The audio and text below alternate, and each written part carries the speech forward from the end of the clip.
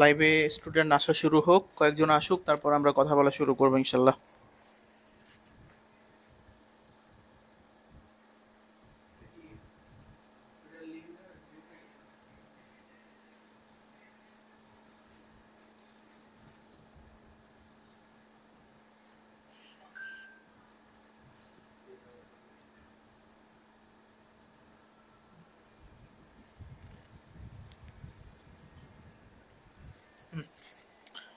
কেউ যদি জয়েন করে থাকো, এই লাইভের লিঙ্কটা হচ্ছে তোমাদের নিজেদের হোয়াটসঅ্যাপ গ্রুপে দিয়ে দাও।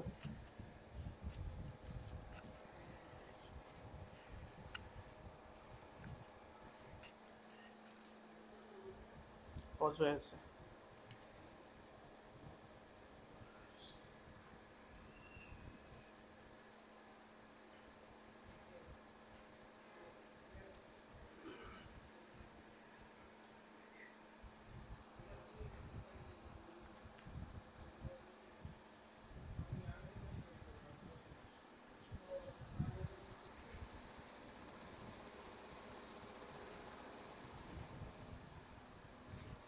নেট খুবই বাজে, খুবই বাজে নেট। আমি আমার ফোনটা এটা অন করি।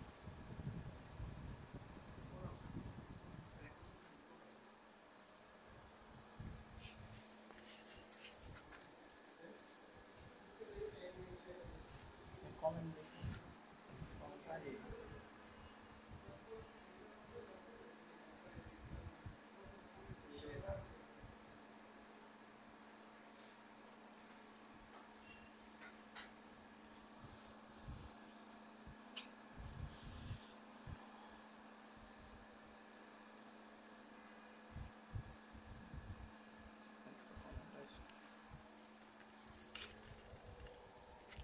ওয়ালাইকুম আসসালাম, ওয়ালাইকুম আসসালাম।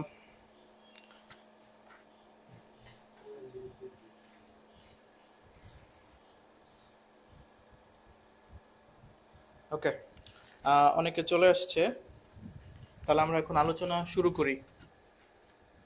আচ্ছা, আমি কিছু কথাবার্তা বলার পর আমি কমেন্ট চেক করব।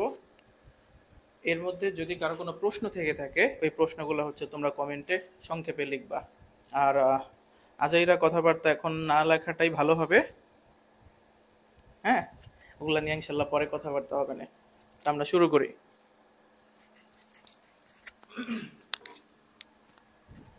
পরীক্ষা তো কালকেই, আজকের এই একদিনও সময় নাই বাকি। আধা দিনের মধ্যে আমাদের যতটুকু সময় আছে, অতটুকু সময় কিভাবে পড়তে হবে সেই বিষয়গুলোই আমি এখন বলবো। যদিও আমরা আগে এই সাজেশনগুলা তোমাদেরকে দিয়ে দিছিলাম, হ্যাঁ, ওগুলো আমি আবার এখানে নিয়ে আসছি, কারণ এমনও হইতে পারে যে আমি লিখে সাজেশনটা দিছি, এটা পড়ে অনেকে বুঝতে পারতেছে না যে কোথাও আন্ডারলাইন করা ছিল, কোনোটা আন্ডারলাইন করা ছিল না, এটার অর্থ কি। হ্যাঁ, তাছাড়াও আবার অনেক আগে দেওয়া হয়েছিল, মাঝখানে 4টা বা 5টা পরীক্ষা হয়ে গেছে, তাই ওটার মর্ম হয়তো ভুলে গেছো। তা ওই জিনিসগুলো আমি আবার একটু এখানে রিক্যাপ করব। হ্যাঁ, তাহলে আমি আজকে মূলত physics first paper second paper দুইটার নিয়ে আলোচনাই করব। হ্যাঁ, এখন শুরুতে ফিজিক্স ফার্স্ট পেপার করব, যেহেতু কালকে ফিজিক্স ফার্স্ট পেপার পরীক্ষা, তাই সেকেন্ড পেপারের যখন আলোচনাটা করব, তোমরা চাইলে ওটা এখন দেখতে পারো, অথবা যদি মনে করো যে না আমি এখন সেকেন্ড পেপার পড়ে কি করব, তাহলে তাদের জন্য হচ্ছে এই লাইভটা তো থাকবেই, ভিডিও হিসেবে থাকবে এই পেজে, তোমরা পরবর্তীতে এসে আবার দেখতে পারবা। ওকে, তাহলে আমি শুরু করি। ফিজিক্স ফার্স্ট পেপারে যে 7টা অধ্যায় আছে, তার মধ্যে প্রথম অধ্যায়টা হচ্ছে ভেক্টর। হ্যাঁ, ভেক্টর, এটার মধ্যে আমরা এই 3টা টপিক এখানে তুলে ধরছি সৃজনশীলের জন্য ইম্পর্টেন্ট হিসেবে। নদী প্লাস বৃষ্টি বিষয়ক যে সমস্যাগুলো আমরা করেছিলাম, এবং ডট গুণন, ক্রস গুণন, এবং হচ্ছে ভেক্টর ডিফারেন্সিয়েশনের যে পার্টটা। এখানে এই যে এই জিনিসটাকে আমি নীল রঙের করে দিয়েছি, এর অর্থ হচ্ছে এই অধ্যায়ের হট টপিক হচ্ছে এটা। অর্থাৎ নদী পারাপারে যে সৃজনশীলগুলো তুমি পাবা বইয়ের উদাহরণে, কিংবা টেস্ট পেপার যাদের আছে, বিভিন্ন বছরের বোর্ডের প্রশ্নগুলো একটু ঘাটলেই তুমি দেখতে পাবা যে যত সৃজনশীল আছে, একদম তাদের মধ্যে সবচেয়ে বেশিরভাগ সৃজনশীলই হচ্ছে এই দুইটা টপিকের উপর, বিশেষ করে এই নদীর উপরে। ঠিক আছে, বৃষ্টির উপরে একটু কম তুলনামূলক।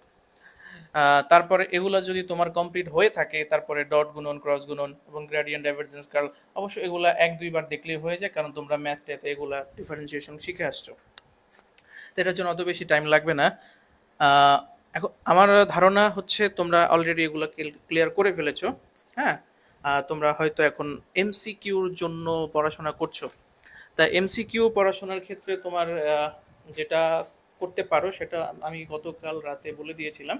সেটা হচ্ছে টেস্ট পেপার থেকে লাস্ট 2-3 বছরের যে এমসিকিউগুলো আছে সব বোর্ডের, এগুলা আমি দেখতে বলছিলাম। এতে করে হয় কি, আমার চ্যাপ্টার ওয়াইজ না হয়ে পরীক্ষার ধাঁচের মতো করে আমার এমসিকিউগুলা একবার করে দেখা হয়ে যায়, সলভ করা হয়ে যায়। ওকে, আচ্ছা। এখন যে 7টা অধ্যায় আছে, সবার ক্ষেত্রে দেখা যাবে যে সবগুলো অধ্যায় পড়া হয় নাই, কেউ 2-1টা অধ্যায় বাদ দিছে। সেই ক্ষেত্রে আমি বলবো যে যারা কম করে অধ্যায় সিলেক্ট করছো, তারা ওই অধ্যায়ের মধ্যে থেকে যেন কোনো প্রশ্ন মিস না যায়, সেই জিনিসটার দিকে খেয়াল রাখতে হবে। ঠিক আছে? ওকে, তাহলে এই জিনিসটা তো গেলই। এরপর হচ্ছে আমাদের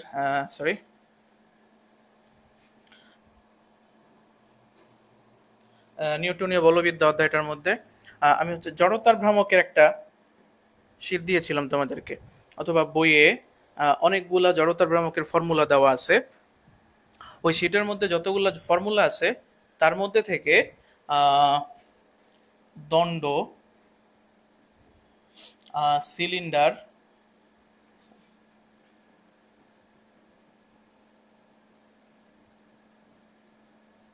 এবং গোলক, এই 3টা শেপ হচ্ছে গিয়ে খুবই পরিচিত শেপ, যে জড়তার ভ্রামক বা কৌণিক গতিশক্তি এগুলা নির্ণয় করতে বললে এই 3টা আকৃতি থেকেই মূলত বেশিরভাগ ক্ষেত্রে প্রশ্ন দিয়ে থাকে। হ্যাঁ, এগুলা ছাড়াও রিং, চাকতি এগুলা করা আছে। হ্যাঁ, তোমরা হচ্ছে একটু পরীক্ষার আগে কিংবা আজকে ওই শীট থেকে ফর্মুলাগুলো একটু দেখে নিতে পারো। ওকে, আচ্ছা। তাহলে জড়তার ভ্রামকের ফর্মুলাগুলো হচ্ছে আসলে এখানে ইম্পর্টেন্ট, এগুলো মনে রাখতে পারলে জড়তার ভ্রামক রিলেটেড যে প্রশ্নগুলো আছে সেগুলো তুমি করতে পারবা।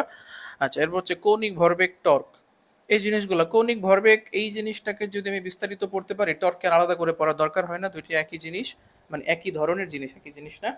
হ্যাঁ, এই টপিকটা যাদের পড়া আছে ভালো, তার একবার রিভাইজ দিয়ে নিও, আর যাদের পড়া নাই নতুন করে পড়া দরকার নেই। এই অধ্যায়ের হট টপিকটা হচ্ছে রাস্তার ব্যাংকিং। ওকে, ব্যাংকিং এর ক্ষেত্রে তোমার ও রাস্তার বাহিরের প্রান্ত কতটুকু উঁচু বানাইতে হবে, বা এত বেগে নিরাপদে যদি বাঁক অতিক্রম করতে চায় ব্যাংকিং কোণ কত হইতে হবে, এই ধরনের সৃজনশীলগুলো হচ্ছে তোমাকে একটু প্র্যাকটিস করতে হবে। তারপরে সংঘর্ষ নামের যে টপিকটা আছে, এটা খুবই সহজ। এই ক্ষেত্রে যে 2টা বা 3টা প্রশ্ন হয়ে থাকে, সেই প্রশ্নগুলো হচ্ছে খুবই কমন প্রশ্ন। ঠিক আছে, এগুলা 1-2 বার দেখলে তোমার হয়ে যাবে। তাহলে এখন আমাকে একটু বলো যে এই 2টা অধ্যায়ের মধ্যে যে কথাগুলো বললাম, এই 2টা অধ্যায় নিয়ে কারো কোনো প্রশ্ন আছে কিনা, বা কোনো টপিক কিভাবে পড়তে হবে এই ধরনের কোনো প্রশ্ন আছে কিনা আমাকে একটু কমেন্টে জানাও, আমি একটু কমেন্টটা পড়তেছি।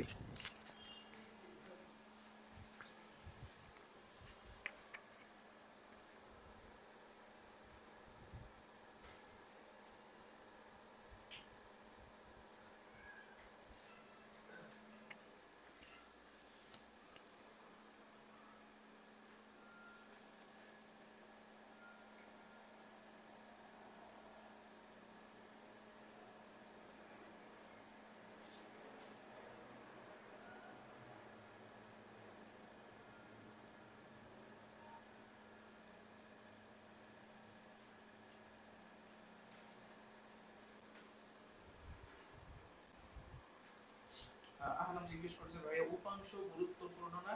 হ্যাঁ, অবশ্যই উপাংশ গুরুত্বপূর্ণ। এই যে আমরা এখানে নদী, বৃষ্টি বিষয়ক যে সমস্যাগুলোর কথা বলছি, এগুলো মূলত ভেক্টর বিভাজন থেকে আসছে। ঠিক আছে, আর উপাংশ বলতে আবার আরেকটা জিনিস আছে, যে আই জে কে এগুলো দিয়ে যে ভেক্টরগুলো লেখা হয় ওগুলোকে বলা হয় উপাংশে বিভাজিত ভেক্টর। ওগুলা সব প্রশ্নের মধ্যেই কিন্তু ইনক্লুড করতে পারে। ঠিক আছে, তাহলে উপাংশে বিভাজিত ভেক্টরটা আমাদের সব ক্ষেত্রেই থাকে। যেমন এই যে আমরা যখন ভেক্টর ক্যালকুলাস করব, সেখানে উপাংশে বিভাজিত ভেক্টর থাকবে, ডট গুণন, ক্রস গুণন, সেখানে উপাংশে বিভাজিত ভেক্টর থাকবে। নদী, বৃষ্টি এগুলোর মধ্যেও কিন্তু এক্সট্রাঅর্ডিনারি কিছু প্রশ্ন যদি করার ইচ্ছা থাকে তাহলে তারা দিতে পারে। আর ভেক্টরের উপাংশ যে কথাটা বলতেছিলাম, নদী, বৃষ্টি এগুলা কিন্তু ভেক্টরের বিভাজন থেকে আসছে। ঠিক আছে। এরপর হচ্ছে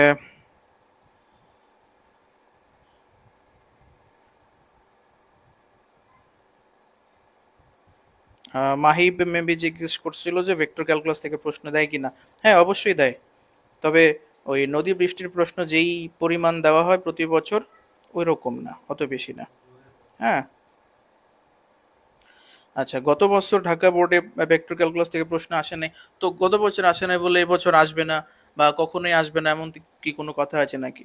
আমি এখানে শুধু হট টপিকগুলো লিখে দিয়েছি, ইম্পর্টেন্ট টপিকগুলা প্রশ্ন হইলে 90, আমি এখানে যেই টপিকগুলো লিখছি এর মধ্যে থেকে সর্বনিম্ন 90% প্রশ্ন থাকবে, কারণ এর বাইরে প্রশ্ন করার মতো, সৃজনশীল করার মতো আসলে ইম্পর্টেন্ট টপিক নাই। ঠিক আছে। আহ, সালমান আঙ্কেল বলছে এত ছোট মাইক। আঙ্কেল, ছোট হইলে হবে কি, মুডের উপর ডিপেন্ড করে। আচ্ছা, আশরাফ আলী জিজ্ঞেস করছে ভাই বৃষ্টি এর ম্যাথ কি সিকিউতে ইম্পর্টেন্ট? হ্যাঁ, বৃষ্টি এর ম্যাথও কিন্তু সিকিউর জন্য ইম্পর্টেন্ট। বিভিন্ন বোর্ডের প্রশ্ন ঘাটতে গেলে দেখা যাবে যে দুই একটা সময়ে এখান থেকেও কিন্তু প্রশ্ন দিয়ে দেয়। ওকে, আর ভাই বৃষ্টি বিষয়গুলো একটু দেখেন ভাই, এখানে তো আর আমি ক্লাস করানোর জন্য আসি নাই, এগুলা কিন্তু ক্লাসে পড়ানো হয়েছিল। যদি ওই জিনিসটা তোমার পড়া না থাকে নতুন করে আজকে আর পড়া দরকার নাই। ঠিক আছে, অন্য কোনো টপিক যেগুলো পড়া আছে তুমি সেগুলো পড়ো। ওকে, সমান্তরাল কিংবা লম্ব অক্ষ উপপাদ্য থেকে প্রশ্ন আসতে পারে। হ্যাঁ, আসতে পারে। যে কোনো একটা সৃজনশীলের ঘ বা গতে বলে দিল যে একটা দণ্ডের, যে একটা দণ্ডের মাঝখানে অক্ষ আছে, তাহলে ওর ক্ষেত্রে জড়তার ভ্রামক আছে 12। যদি এটাকে আমি 10 সেন্টিমিটার ডাইনে সরাই দিই সেক্ষেত্রে জড়তার ভ্রামক কত হবে, এটা বলতে পারে।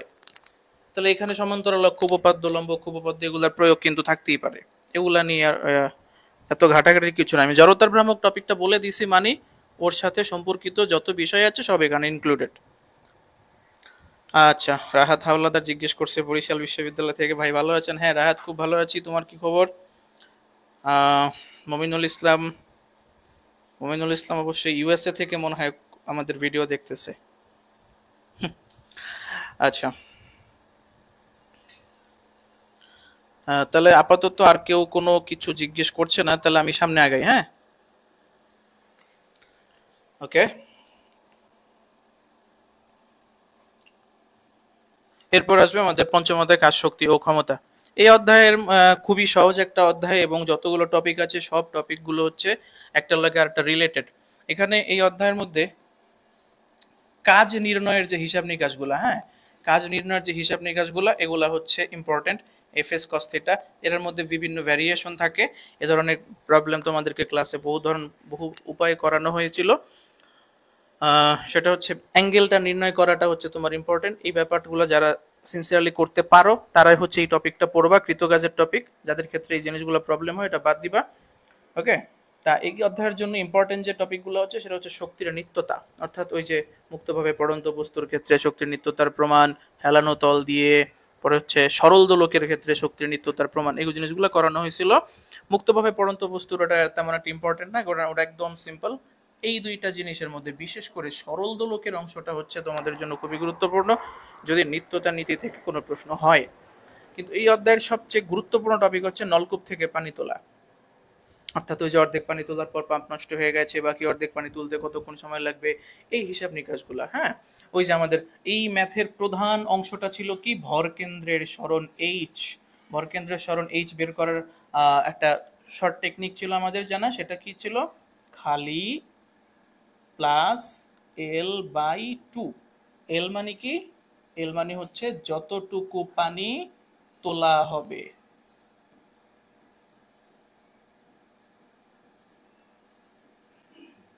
যতটুকু পানি তোলা হবে তার গভীরতা এল। তাহলে এই ভরকেন্দ্রের সরণ এইচ বের করার সিস্টেম হচ্ছে এটা। এই জায়গায় এসে অনেকে ভুল করে, আমি এটা তাই আবার একটু মনে করিয়ে দিলাম। হ্যাঁ, তাহলে এই প্রবলেমগুলো সলভ করতে গেলে তুমি জিনিসটা মাথায় রাখবা। হ্যাঁ, সৃজনশীল বোর্ডের বা টেস্ট পেপারে অনেক সৃজনশীল আছে। ওকে, এরপর আসে মহাকর্ষ অভিকর্ষ। মহাকর্ষ অভিকর্ষের মধ্যে তোমার 9-10 অনেক জিনিস পড়ে এসেছিল, যেমন মহাকর্ষ কি, অভিকর্ষ কি, হ্যাঁ অভিকর্ষ স্তরণ কি, জিনিসগুলো পড়েছিলাম। এবং আমরা এখানে নতুন যেটা পড়েছিলাম যে বিভিন্ন কারণে অভিকর্ষ স্তরণ কিভাবে চেঞ্জ হতে পারে। 4টা কারণ ছিল, যে ভূপৃষ্ঠ থেকে উপরে গেলে, ভূপৃষ্ঠ থেকে গভীরে গেলে, এরপর হচ্ছে পৃথিবীর আহ্নিক গতির কারণে, পৃথিবীর আকৃতির কারণে অভিকর্ষ স্তরণ চেঞ্জ হয়। তার মধ্যে অভিকর্ষ স্তরণের পরিবর্তনের যে হিসাব, সেটা হচ্ছে আমি এক গ্রহ থেকে যদি অন্য গ্রহতে যাই, বা ভূপৃষ্ঠ থেকে উপরে বা নিচে নামি, এই দুইটা টপিক হচ্ছে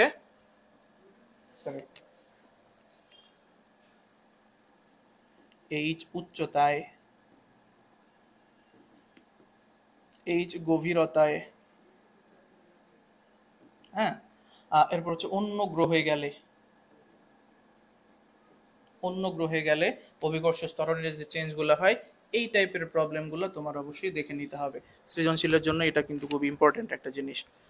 এখন এই অধ্যায়ের সবচেয়ে সহজ এবং হট টপিক হচ্ছে কৃত্রিম উপগ্রহ। টেস্ট পেপার খুললেই দেখা যায় যে প্রতি বছর প্রায় সব বোর্ডেই এই টপিকটা থেকে প্রশ্ন দেয়। কৃত্রিম উপগ্রহের মধ্যে কতগুলো ভ্যারিয়েশন আছে, যে উপগ্রহের বেগ নির্ণয়, পর্যায়কালের হিসাব, উপগ্রহ কত উচ্চতায় থাকতে হবে, একটা উপগ্রহ যখন চারপাশে ঘুরবে গ্রহের, তার বিভব শক্তি, গতিশক্তি, মোট শক্তি, এই জিনিসগুলোর হিসাব নিকাশ সেখানে তোমার আছে। তাহলে এই অধ্যায়টা খুবই সহজ। এটা যদি কেউ বাদ দিয়ে থাকো, তাহলে আর কি বলবো, যে এটা যে বাদ দিয়েছে তার মানে সে কখনো পড়াশোনাই করে নাই। আচ্ছা, তাহলে মহাকর্ষ অভিকর্ষ সহজ একটা অধ্যায়। এবং আরেকটা ব্যাপার, সেটা হচ্ছে মহাকর্ষ অধ্যায়ের সাথে পর্যাবৃত্তিক গতির কিন্তু একটা কানেকশন আছে। ওকে, ওই যে এইচ উচ্চতার, এইচ গভীরতা, অভিকর্ষ স্তরণে যে ভেরিয়েশন আছে, সেটার সঙ্গে কিন্তু তোমার পর্যাবৃত্তিক গতির সঙ্গে টপিক মিলাই দিতে পারে, সরল দোলকের সাথে। ঠিক আছে, আমি ওখানে আসতেছি, আমরা বলবো। ওকে, তো মহাকর্ষ অধ্যায় গেল। এরপরে হচ্ছে আমি যাব পদার্থের গাঠনিক ধর্ম। এই অধ্যায়ে আসলে সাজেশন দেওয়ার মতো কিছু নাই, এটা বোর্ড থেকে তোমার যে সিলেবাস নির্ধারণ করে দিচ্ছে ওইটাই একটা সাজেশন। পুরো অধ্যায়ের মাত্র 30% তোমার জন্য রাখছে সিলেবাসে। তাই এই অধ্যায়টা যারা পড়ছো তারা অবশ্যই ভালো কিছু আশা করতে পারো। হ্যাঁ, কারণ খুবই ছোট একটা টপিক, এটা থেকে একটা ফুল সৃজনশীল থাকবে, কয়েকটা এমসিকিউ থাকবে, মানে তোমার অল্প কয়েকটা পৃষ্ঠা পড়লেই তোমার মোটামুটি 12 থেকে 13টা নাম্বার এখান থেকে আসবে, এবং এই অধ্যায় থেকে প্রশ্ন আসতেই হবে। ঠিক আছে, ওকে। তাহলে পদার্থের গাঠনিক ধর্ম থেকে বিশেষ করে কিছু বলার নাই। এরপর আমরা চলে যাচ্ছি পর্যায়বৃত্তিক গতি। পর্যায়বৃত্তিক গতির মধ্যে হচ্ছে আমরা সরল সঞ্চিত স্পন্দনের যে সরণ, বেগ, ত্বরণ, পর্যায়কাল, কম্পাঙ্ক, এই ফর্মুলাগুলো আমাদের মুখস্থ রাখতে হবে। ওকে, তারপর হচ্ছে শক্তি। হ্যাঁ, শক্তি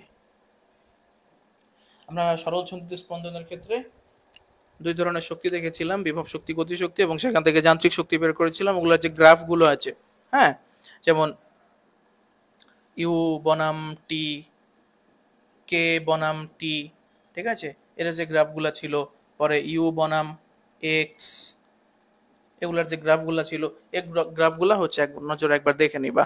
ঠিক আছে, এগুলার জন্য, এগুলা থেকে এমসিকিউতেও কিন্তু ভালো প্রশ্ন দিতে পারে, এবং সৃজনশীলও কিন্তু এগুলো থেকে উদ্দীপক দিয়ে দেয়। এই কারণে এই ধরনের প্রবলেম আমরা মডেল টেস্টের সময় করেছিলাম। ওকে, তো এটা গেল আমার পর্যায়বৃত্তিক গতি থেকে। ওকে, এখন এই অধ্যায়ের প্র্যাকটিক্যাল একটা টপিক হচ্ছে সরল দোলক এবং উলম্ব স্প্রিং এর যে হিসাব নিকাশগুলো আছে। হ্যাঁ, সরল সঞ্চিত স্পন্দনের দুইটা ব্যবহারিক প্রয়োগ হচ্ছে এই দুইটা ঘটনা। এই সরল দোলকের ক্ষেত্রে ইম্পর্টেন্ট প্রবলেমগুলো হচ্ছে যে একটা পাহাড়ের উচ্চতা নির্ণয় কিভাবে করতে হয়, খনির গভীরতা কিভাবে নির্ণয় করতে হয়। ওকে, এই ব্যাপারগুলো হিসাব নিকাশ করার জন্য তোমার ওই মহাকর্ষ অধ্যায় থেকে অভিকর্ষ স্তরণের ব্যাপারটা নিয়ে আসতে হয়। এটাই বলেছিলাম যে ওই অধ্যায়ের সঙ্গে এই অধ্যায়ের একটা কানেকশন তোমাকে করে দিবে। সুতরাং এই দুইটা অধ্যায় যারা পড়ছে তারা একই টপিক থেকে দুইটা প্রশ্ন অ্যান্সার করার কিন্তু চান্স পাবে।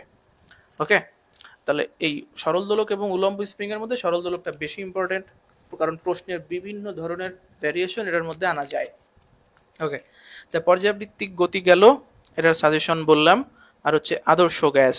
আদর্শ গ্যাসে আমি যেই দুইটা টপিক লিখে দিছি, হ্রদের গভীরতা নির্ণয়ের যে সমস্যাবলী আছে, এটা বয়েলের সূত্র দিয়েও করা যায়, সমন্বয় সূত্র দিয়েও করা যায়। বয়েলের সূত্র দিয়ে কখন করি আমরা? যখন তাপমাত্রা স্থির থাকে। সমন্বয় সূত্র দিয়ে কখন করব? যখন তাপমাত্রা, আয়তন, চাপ সব চেঞ্জ হবে। এরপর হচ্ছে আপেক্ষিক আর্দ্রতার সমস্যাবলী, শিশিরাঙ্ক নির্ণয়, আপেক্ষিক আর্দ্রতা নির্ণয়, ঢাকা এবং রাজশাহীর মধ্যে কোথায় তোমার বেশি স্বাচ্ছন্দ্য বোধ হবে, এই ধরনের প্রবলেমগুলো টেস্ট পেপার খুললেই দেখা যাবে যে এই টপিকগুলো থেকে প্রশ্ন হয়। তাই এই দুইটা টপিক মিস করার কোনো চান্স নাই। এই অধ্যায়ের অনেকগুলো টপিক আছে, আমি কিন্তু কমায় এই পর্যন্ত এনে দিছি। এগুলা মিস করার কোনো সুযোগ নেই, এগুলো মিস করা যাবে না। ওকে, তাহলে এখন আমাকে একটু বলো যে শুরু থেকে এই লাস্ট পর্যন্ত যা বললাম এগুলোর মধ্যে কারো কারো কোনো প্রশ্ন আছে কিনা?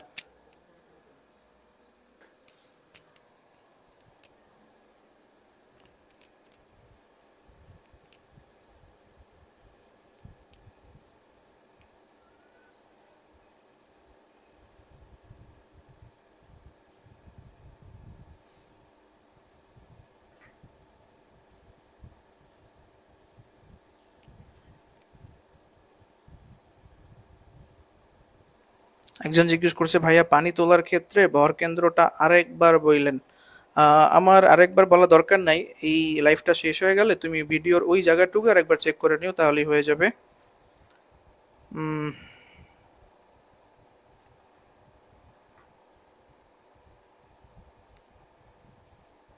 হ্যাঁ, ভরকেন্দ্র, আমি আসলে ভরকেন্দ্রের সরণ নির্ণয় করার জন্যই কিন্তু তোমাকে ওই ফর্মুলাটা লিখে দিছি।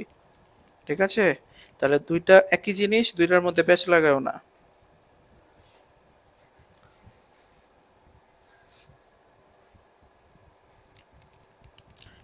স্নেহ জিজ্ঞেস করছে, ভাইয়া ভূ স্থির কিনা এটার জন্য 24 ঘন্টার কতটুকু বেশি বা কতটুকু কম হলেও আমরা ভূ স্থির ধরবো? আচ্ছা, তোমার প্রশ্ন আমি বুঝতে পারছি। সেটা হচ্ছে একটা উপগ্রহ ভূ স্থির হয় কিনা এটা আমরা বুঝি কি দিয়ে, তার পর্যায়কাল দিয়ে। পর্যায়কাল যদি হয় 24 ঘন্টা, আমরা ওটাকে ভূ স্থির বলি। এখন কারো কারো হিসাব নিকাশে দেখা যায় যে একদম এক্স্যাক্টলি 24 ঘন্টা আসতেছে না, একটু বেশি বা একটু কম আসতেছে। এখন দেখো, আহ হিসাবে কম বেশি হওয়ার কারণ কি? অন্যান্য রাশিগুলো আমি যেগুলো বসাইছি, আগে নির্ণয় করা হয়েছে এরকম কিছু রাশি না আমি এই ম্যাথে বসাইছি। এই কারণ হচ্ছে দশমিকের পরে সংখ্যা বা দশমিকের আগেও কিছু সংখ্যা চেঞ্জ হয়ে যেতে পারে। ওটা দেখলেই কিন্তু তুমি বুঝবা যে আসলে বড় একটা পরিবর্তন যদি চলে আসে, তো এটার জন্য কি আমার মান একটু কম বেশি বসানো দায়ী, নাকি আসলে ঘটনার সঙ্গে কোনো মিল নেই? এটা মান দেখলেই বোঝা যায়। যে মোটামুটি দেখো 5-10 মিনিট যদি কম বেশি হয়, ওটাকে আমি 24 ঘন্টা ধরেই বলতে পারবো, ওটাকে আমি ভূস্থির বলে ফেলতে পারবো। ঠিক আছে, যদি এর থেকে বেশি হয়ে যায় তখন ওটাকে আমি আলাদা টাইম হিসেবে বিবেচনা করে ভূস্থির বলবো না।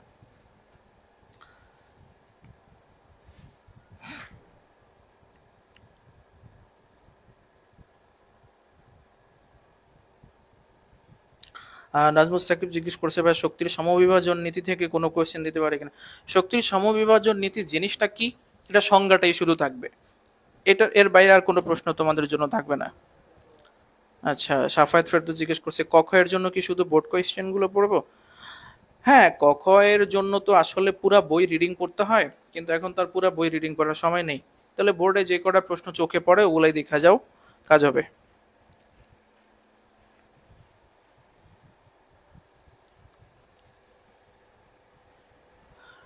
প্রীতম জিজ্ঞেস করছে, মহাকর্ষ ভালো করে পড়ছি কিন্তু পর্যাবৃত্ত করি নাই। সমস্যা নেই। আহ, মহাকর্ষ পড়ে থাকলে তোমার পর্যাবৃত্তিক গতি থেকে টান নাও দিতে পারে, কিন্তু পর্যাবৃত্তিক গতি থেকে প্রশ্ন দিলে তখন মহাকর্ষ থেকে ঠিকই টপিক কিন্তু তোমার টান দেওয়া লাগবে। একটা পড়লে সমস্যা নেই। ওকে, আচ্ছা, এখন ঘটনা হচ্ছে আমাদের সিলেবাসে চ্যাপ্টার আছে 7টা, কিন্তু সৃজনশীল প্রশ্ন হবে 8টা।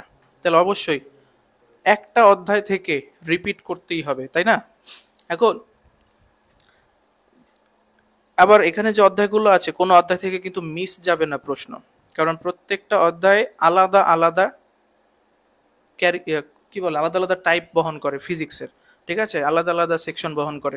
সুতরাং এখানে কোনো চ্যাপ্টার কিন্তু বাদ দেওয়ার সুযোগ নেই প্রশ্ন করার ক্ষেত্রে। তাই সুতরাং অন্তত একটা চ্যাপ্টার রিপিট হবে, সেটা হতে পারে ভেক্টর, হতে পারে নিউটনীয় বলবিদ্যা, ওকে, আদর্শ গ্যাসও হতে পারে। এই 3টা অধ্যায়ের মধ্যে প্রশ্ন রিপিট হওয়ার চান্স আছে। তাহলে এরা এখন এক্স্যাক্টলি বলা যাবে না যে কোন অধ্যায় থেকে প্রশ্ন 2টা হতে পারে। আমি বলে দিলাম যে 3টা অধ্যায় থেকে, অর্থাৎ ভেক্টর, নিউটনীয় বলবিদ্যা এবং আদর্শ গ্যাস, এই 3টা অধ্যায় থেকে প্রশ্ন রিপিট হওয়ার চান্স আছে। এখন এমসিকিউ কিভাবে পড়বে? আমি যে টপিকগুলো দেখাইছি এগুলো কিন্তু শুধু সৃজনশীলের জন্য ইম্পর্টেন্ট টপিক। এমসিকিউর জন্য আমি যেটা করতাম সেটা হচ্ছে আমি বই রিডিং করতাম, লাইন, প্রত্যেকটা লাইনে ইম্পর্টেন্ট কোন জিনিসটা আছে ওটা দাগায় দাগায় পড়তাম। কিন্তু পরীক্ষার আগের রাত্রে কিন্তু ওটা করার সুযোগ নেই, এত সময় নেই। এই কারণে আমি যেটা বলবো সেটা হচ্ছে টেস্ট পেপারের যে বোর্ডের প্রশ্নগুলো আছে ওইগুলা তুমি সলভ করবা, ওগুলা মুখস্থ না, ওগুলা সলভ করবা। ওকে, যে সলভ করার যে প্রশ্নগুলো আছে, যেমন প্রয়োগমূলক, উচ্চতর দক্ষতামূলক যে প্রশ্নগুলো আছে ওগুলো নিজে সলভ করার চেষ্টা করবা।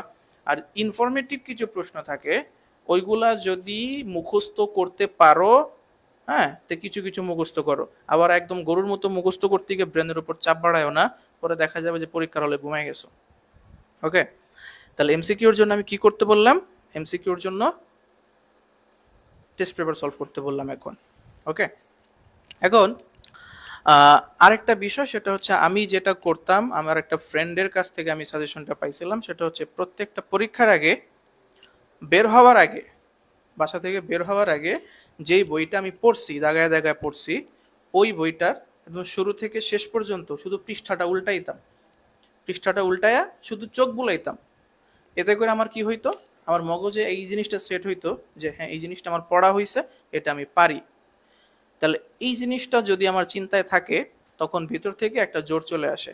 ওকে, তা তোমরা চাইলে এই জিনিসটা কিন্তু প্র্যাকটিস করতে পারো, যে অধ্যায়গুলা বা যে টপিকগুলো তোমার পড়া হয়েছে পরীক্ষার আগে অন্তত একবার করে শুধু পৃষ্ঠা উল্টায় যাও, 10 মিনিট বা 15 মিনিট সময় নিয়ে শুধু পৃষ্ঠাটা উল্টায় যাও, এতে করে তোমার অনেক উপকার হবে। আচ্ছা, তাহলে এখন আমার কথা হইলো আমি ফার্স্ট পেপারের জন্য কি করতে হবে, কি পড়তে হবে সেটা আমি বলে দিছি। এখন আমি সেকেন্ড পেপারটা নিয়েও আমি একইভাবে কথাটা বলবো। এখন তোমরা যদি চাও এই লাইভে থাকতে পারো, আর যদি মনে করো যে আমার সময় নাই, সেকেন্ড পেপার আমি পরে দেখলেও চলবে, তাহলে তোমরা চলে যেতে পারো। আর যখন ফার্স্ট পেপার পরীক্ষাটা শেষ হয়ে যাওয়ার পর তোমরা এই ভিডিওটা দেখতে পাবা। ওকে, এখানে মাহিব জিজ্ঞেস করছে, দাদা জাস্ট ভেক্টর, নিউটন আর গ্যাস পরে 5টা কমন পাবো আমি? ভাই এটা আমি তো বলতে পারবো না ঠিক, হ্যাঁ, তবে কমন পাওয়া না। ভেক্টর মনে করো, ধরো ভেক্টর থেকে রিপিট হয়েছে, ভেক্টর থেকে রিপিট হলে এখানে প্রশ্ন আছে কয়টা? 2টা। নিউটনীয় থেকে একটা, গ্যাস থেকে একটা, কয়টা হলো? 4টা।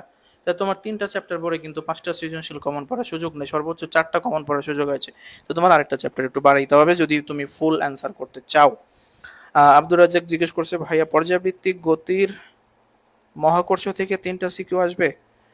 পর্যাবৃত্তিক আমি 2টা সিকিউর জন্য যে 3টা চ্যাপ্টার বলছি সেগুলা থেকে রিপিট হওয়ার চান্স সবচেয়ে বেশি।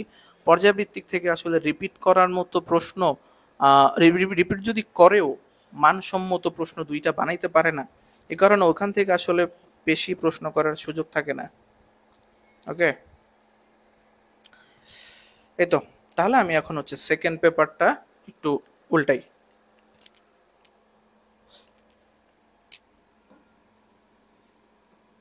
Sorry.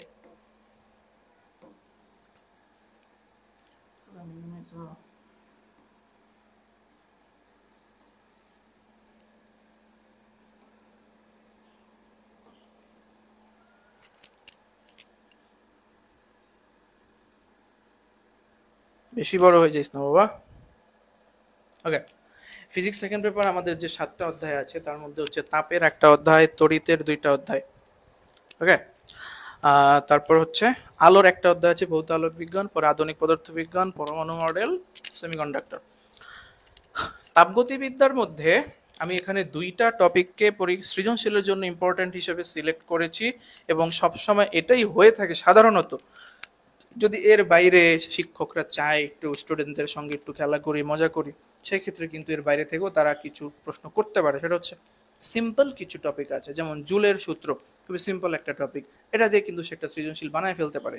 হ্যাঁ, তা সেক্ষেত্রে দেখো টপিকটা খুবই সাধারণ সহজ, কিন্তু পোলাপান ওই জিনিসটাকে অত গুরুত্ব দিয়ে পড়ে নাই বিধায় সে অ্যান্সার করতে হয়তো একটু কষ্ট হবে।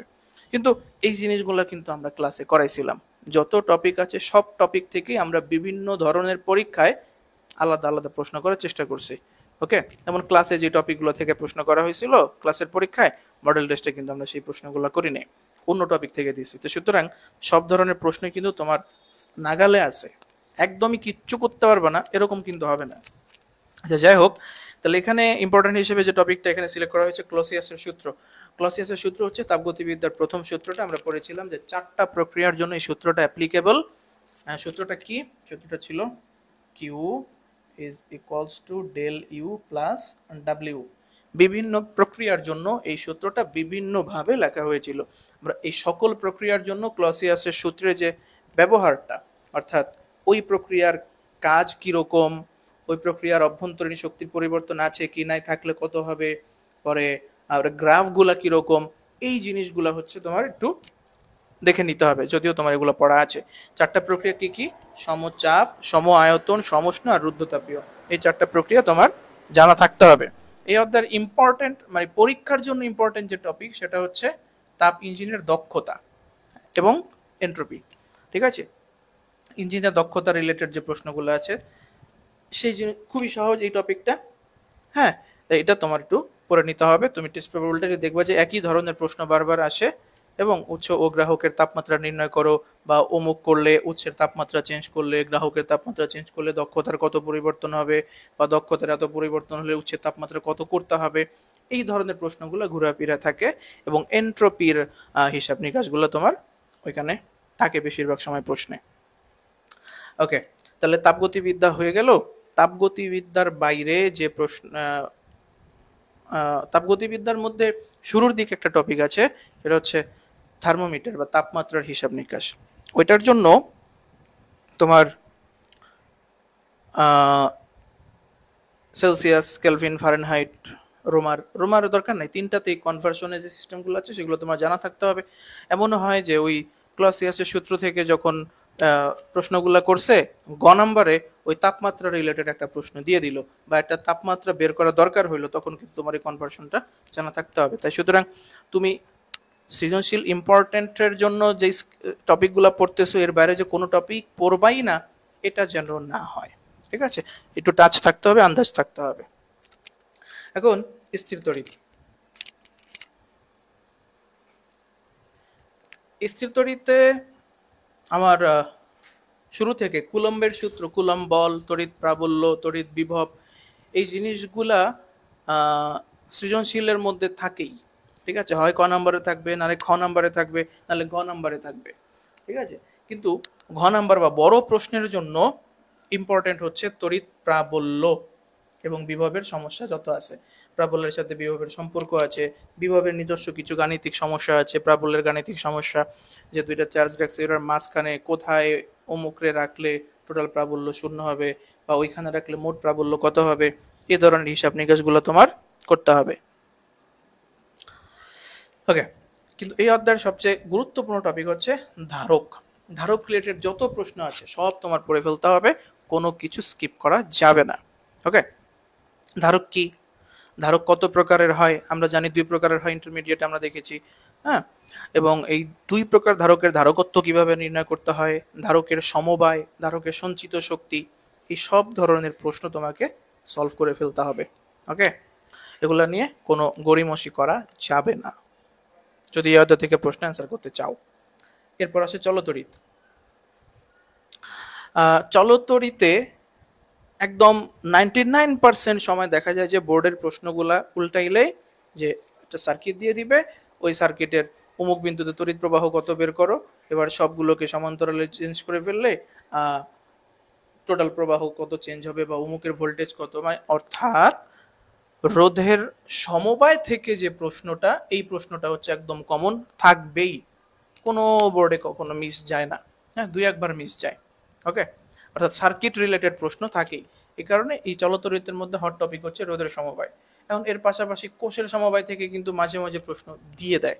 ঠিক আছে, সুতরাং এটাও তোমাকে পড়ে রাখতে হবে, কারশফের সূত্রটা জেনে রাখতে হবে। এইটা রিলেটেড প্রশ্ন থাকলেও থাকতে পারে। ঠিক আছে, সূত্রটা তোমার রিভাইজ করে জেনে রাখতে হবে। পরে হুইটস্টোন ব্রিজ, মিটার ব্রিজ, এগুলো থেকে কিন্তু গ নম্বরের প্রশ্ন দিয়ে দিতে পারে।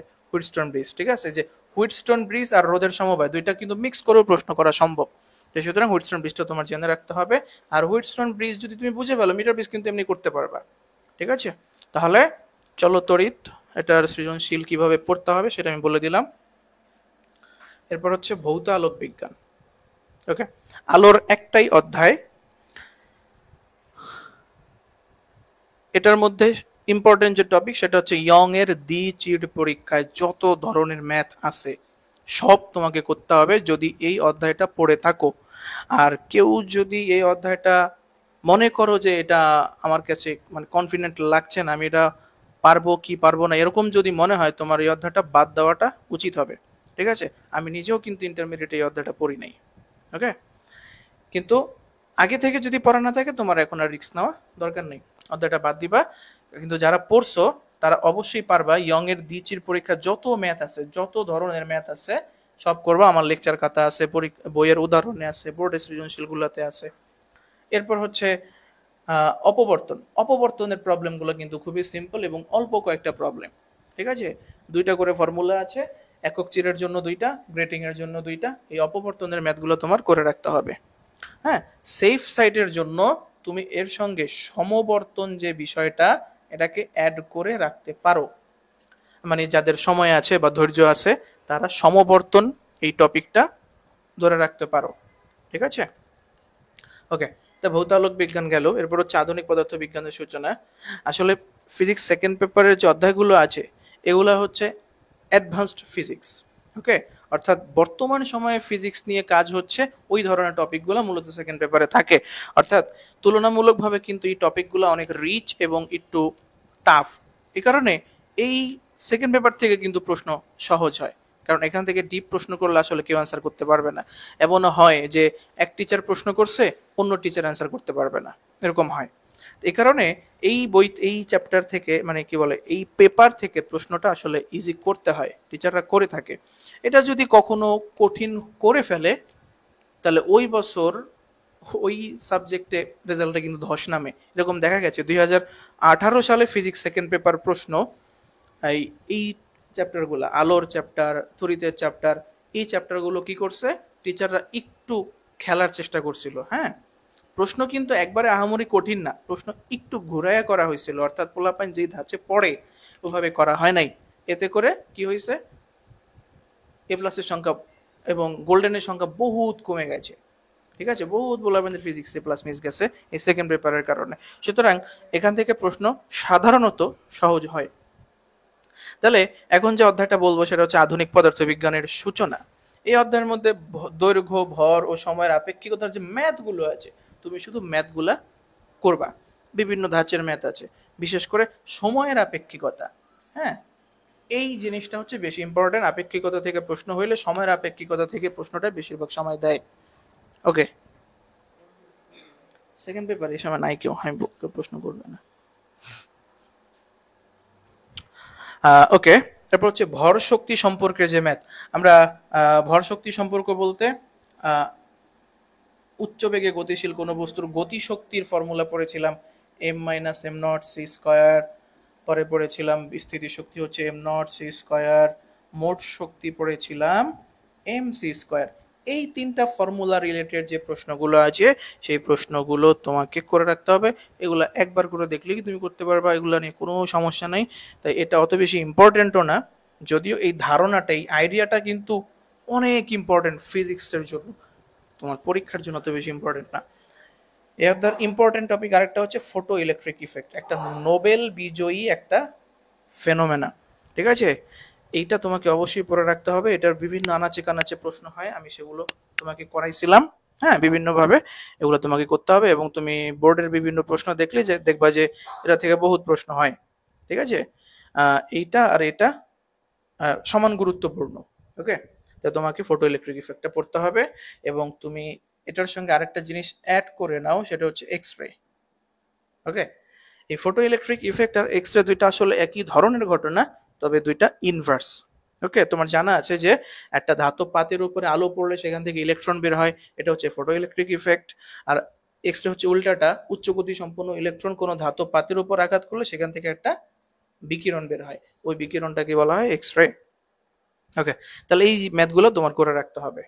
আচ্ছা, তাহলে এরপর আছে পরমাণু মডেল ও নিউক্লিয়ার পদার্থবিজ্ঞান। এটা খুবই সহজ একটা অধ্যায়, এর মধ্যে তোমার জন্য ইম্পর্টেন্ট হচ্ছে এটা তেজস্ক্রিয়তা। এখন ইলেকট্রনের বেগ, কক্ষপথের ব্যাসার্ধ, শক্তি, এগুলোর হিসাব নিকাশ তোমরা কেমিস্ট্রিতে পড়ছো, এটার জন্য নতুন করে কোনো এফোর্ট দিতে হবে না। তোমার কি করতে হবে, এই জিনিসটাকে তোমার ভালো মতো শেষ করতে হবে।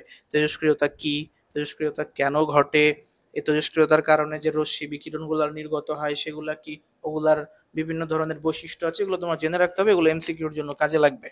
ওকে, পরে হচ্ছে তেজস্ক্রিয় ক্ষয় কি, এটা কিভাবে হয়, ফর্মুলা কি, ক্ষয় ধ্রুবক এটার ধারণাটা কি, পরে তোমার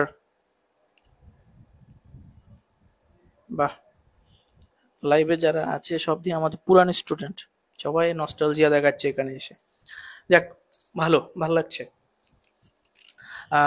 যা বলছিলাম, অর্ধায়ু, গড়ায়ু, লেখচিত্র, এই যে টপিকগুলো তোমার এখান থেকে শেষ করে ফেলতে হবে। এরপরে মাঝে মাঝে খ নাম্বারে কিছু প্রশ্ন তোমাকে এখানে ইনক্লুড করে দেয়, সেটা হচ্ছে পারমাণবিক বিক্রিয়া বা নিউক্লিয়ার রিয়াকশন। ওকে, ওই নিউক্লিয়ার রিয়াকশনের যে আইডিয়াগুলো, নিউক্লিয়ার ফিশন, ফিউশন, এই জিনিসগুলো তোমার একটু দেখে নিতে হবে খ নাম্বারটাকে ক্লিয়ার করার জন্য। ওকে, আচ্ছা, এরপর আছে সেমিকন্ডাক্টর ও ইলেকট্রনিক্স। সেমিকন্ডাক্টর ইলেকট্রনিক্স এর মধ্যে সবচেয়ে ইম্পর্টেন্ট হচ্ছে অ্যাম্প্লিফায়ারের যে ম্যাথ গুলো আছে। হ্যাঁ, আমরা কি ম্যাথ করেছিলাম ওখানে? প্রবাহ বিবর্ধন গুণক, প্রবাহ লাভ, বিভব লাভ, ক্ষমতা লাভ, এগুলো যে প্রশ্ন আছে, এবং সাধারণ নিঃসারক বিন্যাসের যে অ্যাম্প্লিফায়ারটা হয়, ঠিক আছে, সেই অ্যাম্প্লিফায়ারের একটা ফিগার দিয়ে তোমাকে বিভিন্ন জিনিস বের করতে বললো। হ্যাঁ, এর ক্ষমতা লাভ কত বা এর প্রবাহ বিবর্ধন গুণক কত, এই প্রবলেমগুলো তোমাকে জেনে রাখতে হবে। পিএন জাংশন অর্থাৎ ডায়োড, ট্রানজিস্টর, এই জিনিসগুলোর পরিচয় কি, এগুলার কাজ কি, এগুলো তোমার একটু জেনে রাখতে হবে। আর সৃজনশীলের জন্য ইম্পর্টেন্ট টপিকটা হচ্ছে কি অ্যাম্প্লিফায়ারের প্রশ্নগুলা। এরপর আছে সংখ্যা পদ্ধতি ও ডিজিটাল ডিভাইস, এই জায়গা থেকেও কিন্তু সৃজনশীল দিয়ে দেয়, কিন্তু এটাকে তোমার অত বেশি এফোর্ট দিতে হবে না, কারণ অলরেডি তোমরা আইসিটির মধ্যে এই জিনিসগুলো একদম ভালো মতো পড়ে আসছো এবং ভালো পরীক্ষা দিতে আশা করি। সুতরাং এটাকে নতুন করে অত এফোর্ট দিয়ে পড়ার কিছু নাই। অ্যাম্প্লিফায়ারের প্রবলেমগুলো তুমি সলভ করে রাখতে পারো যদি এই অধ্যায়টা পড়ে থাকো। ওকে, তাহলে এই সেকেন্ড পেপারের ক্ষেত্রে তোমার সৃজনশীল পড়ার সিস্টেম ফার্স্ট পেপারে যেভাবে বলেছিলাম ওইভাবেই টেস্ট পেপারগুলো তোমার দেখতে হবে উল্টায়া।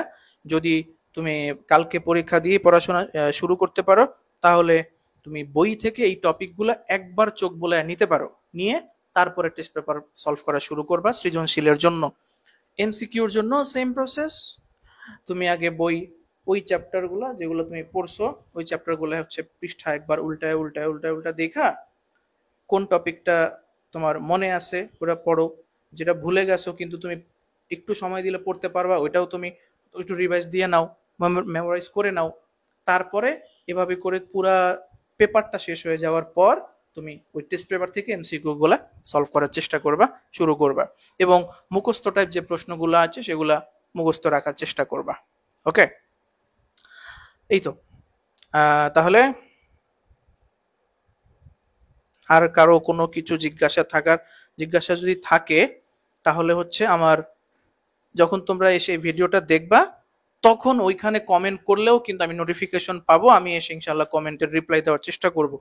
ওকে, তাহলে আজকের মতো আমরা এখানেই ক্লাসটা রেখে দিব। দেখি কেউ কোনো কমেন্ট করছে কিনা। প্রীতম জিজ্ঞেস করছে, ভাই আদর্শ গ্যাসের এনটিপি টেম্পারেচার কি 25 ডিগ্রি নাকি 0 ডিগ্রি? আচ্ছা, ন্যাচারাল টেম্পারেচার বলতে আমরা 0 ডিগ্রি বুঝি, ঠিক আছে, আর SATP বলতে আমরা বুঝবো ওই 25, হ্যাঁ, বা কক্ষ তাপমাত্রা যেটা ওটা। সৈকত জিজ্ঞেস করছে, আসসালামু আলাইকুম। ওয়ালাইকুম আসসালাম, আপনার দেয়া শীট দুইটা সলভ করে বোর্ড সলভ করলে হবে? ভাই আমার দুইটা দেওয়া শীট ওগুলা তোমার আপাতত দেখা আর দরকার নাই, কারণ ওখানে অনেক অ্যাডভান্স প্রবলেম দেওয়া আছে। তুমি যেটা করতে পারো, আমার দেওয়া শীট থেকে তুমি সূত্রগুলো একবার দেখে নিতে পারো, আর শুধু বইয়ের উদাহরণে যে বোর্ডের প্রশ্নগুলো সলভ করে দেওয়া আছে তুমি ওগুলো দেখতে পারো। ওরা দেখা হয়ে গেলে তারপর টেস্ট পেপার থেকে নিজে কিছু সৃজনশীল সলভ করার চেষ্টা করতে পারো, ঠিক আছে?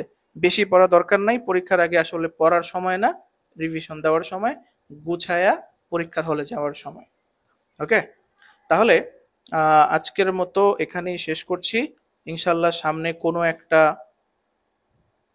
টপিকের উপর আমরা আবার আসব। আমরা আমাদের নতুন একটা সেটআপ তৈরি করেছি, আমরা অনলাইনে স্টুডেন্টদেরকে একত্র করার জন্য এবং সেবা দেওয়ার জন্য। আমরা অনেকদিন থেকে চিন্তা ভাবনা করছিলাম যে আমরা এরকম একটা ব্যাপার নিয়ে আগাবো, কিন্তু সবার একসঙ্গে সময় হয়ে উঠতেছিল না, ইনিশিয়েটিভটা তাই নেওয়া হচ্ছিল না। আমরা হুট করে এই জিনিসটা করে ফেললাম, এবং সেটা দেখানোর উদ্দেশ্যেই, জানানোর উদ্দেশ্যেই মূলত আজকের এই আয়োজনটা করা হয়েছে। কিন্তু আশা করি তোমরা জিনিসটাকে অবশ্যই ভালোভাবে নিবা। এবং উপকৃত হইলে অবশ্যই আমাদের জন্য ভালো লাগবে। আর বেশি কোনো কথা বলবো না, রেখে দিচ্ছি। ধন্যবাদ সবাইকে। আসসালামু আলাইকুম।